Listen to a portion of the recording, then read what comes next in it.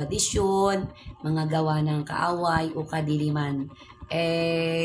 Ang salita na po ng Diyos ang nagsasabi. Kaya tandaan po natin, sabi po dito ay wag na tayong makikisali sa mga gawain ng kaaway. Napakaliwanag po dito. Huwag kayong makikisama. Ibig sabihin, wag na nating gagawin yung mga ginagawa kapag araw ng Halloween.